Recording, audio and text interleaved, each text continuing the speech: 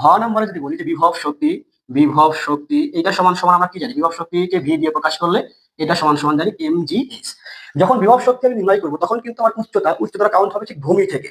So ভূমি থেকে উচ্চতা কত মিটার, উচ্চতাই বলি এক্স মিটার উচ্চতা। এটা এখানে এম এর মান কিন্তু হবে জানি না, এম জি ঠিক থাকলো, এইচ এর মানটা কত হবে এক্স প্লাস। এটা হলো আমার বিভব শক্তি। এবার গতিশক্তি কত হবে, গতিশক্তিকে যদি টি দিয়ে প্রকাশ করি এটা সমান সমান জানি হাফ এম ভি স্কয়ার।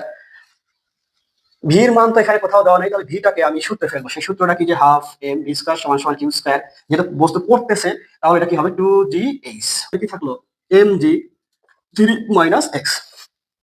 প্রশ্ন কি বলা আছে, প্রশ্ন বলা আছে বিভব শক্তি গতিশক্তির এক তৃতীয়াংশ হবে। তাহলে বলতে পারি যে প্রশ্ন মতে এই যে বিভব ভি সমান সমান 130। এবার ভির মান বসাও, ভির মান কত আছে এখানে এম বা 4x সমান সমান 3 বা x সমান সমান কি হবে 3/4। সো 3/4 ভূমি থেকে ঠিক